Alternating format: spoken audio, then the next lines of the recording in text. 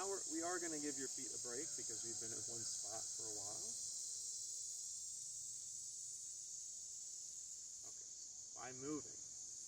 We're moving into, like, again, it's not rigid structure, but front knee bent, back leg kind of 45 so that I can do this movement with my hips. So we're going to pull up the back leg. We're trying to work with the legs now. So my mind is going through one leg and down the other. It's creating a loop because it goes underneath the earth. If you can connect down there,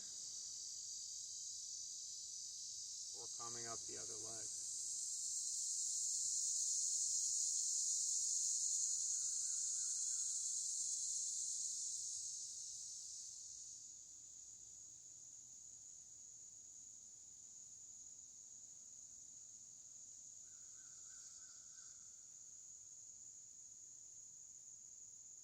Not going to do as many because we have a lot of directions to go. Alright, now reverse that, come up the front, down the back.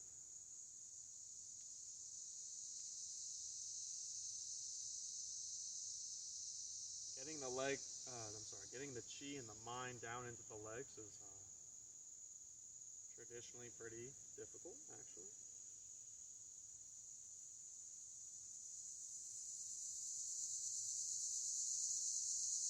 Chinese have a saying that you're only as strong as your legs. So this is definitely something we want to keep open and the chi flowing through.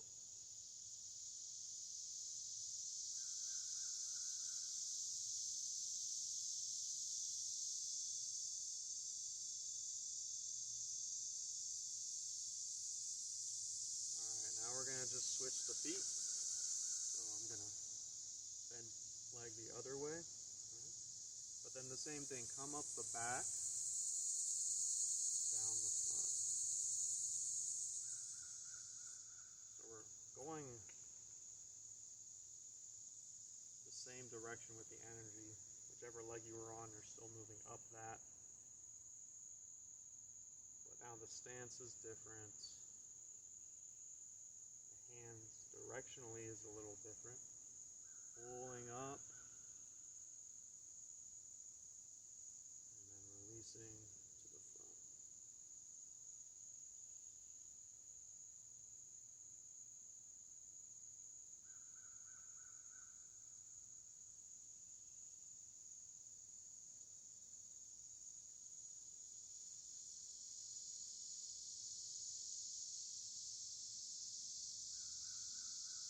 Alright, now pulling up the front and down the back.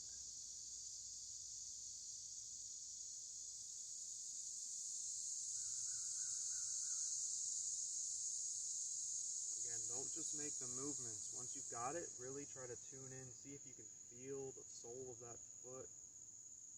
Move your mind up and then down the back leg. So move as slow as you need to go to get that connection. I'm not sure what's going on with the lighting. But it is nice to be out here in the trees with the sunlight filtering through. The mountains are, the forest and the trees, like I said, any nature is great, but if you can get up to the mountains, that's where I first was introduced to Qigong. It's like you're closer to heaven, heaven being the cosmos in the Chinese thought. And there's a lot more stillness to support your mind feeling the chi. So if you haven't taken retreats to the mountains, that's really a nice place to get in touch with this type of internal work. Alright, let's close down.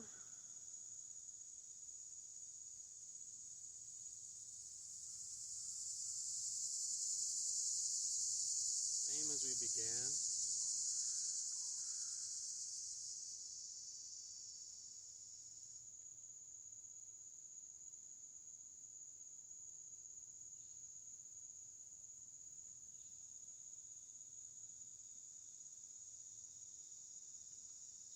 what comes up emotionally, energetically, physically moves in your practice,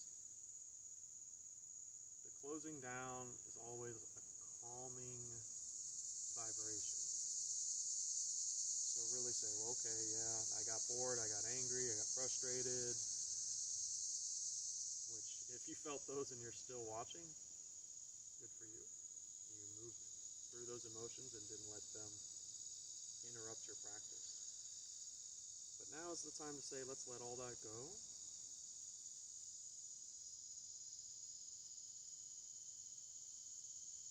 Let's feel and tune into the vibration of gratitude.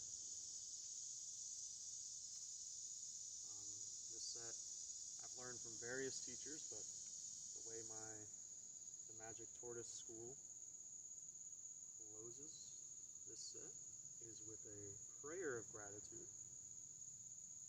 So after we've dredged the chi all the way down, feet together, and now stretch more physically, get back into your physical body, place your hands together in prayer, and just pull down, feeling gratitude for your practice, that you put time into your internal art, getting in touch with yourself, maybe just trying something new on this free course. Thank you for participating it with me.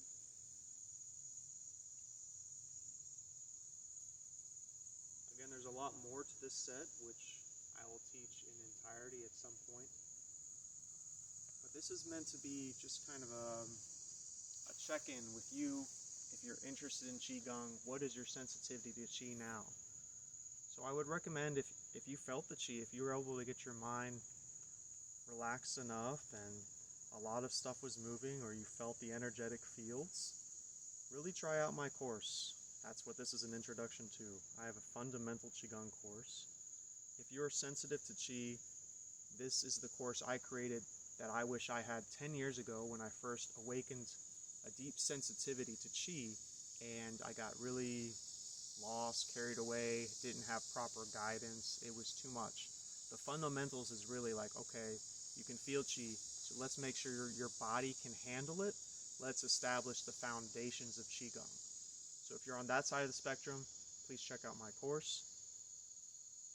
If you haven't felt anything and you're still watching and you're like, oh, I just went through this, I wanted to see what it was about, I felt like I was just moving my arms around, like I don't get it, then that's fine. If Qigong is not for you at this time, then more external movement, martial arts, maybe yoga, there's lots of other paths for you.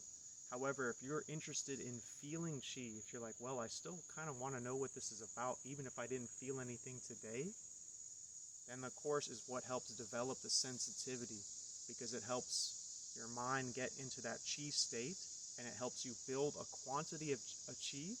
You need to hit a certain quantity of Qi built in your body for it to become palpable by the mind. So there's two things happening.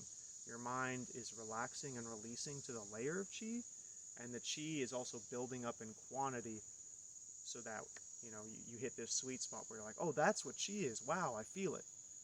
So that's also something that will happen if you take my course seriously and you train daily for about a period of 3 months. That's about the average. Everyone's different, right? If you are really dedicated and maybe you have the right karma or past life information to access these arts, like maybe you'll get it in a week.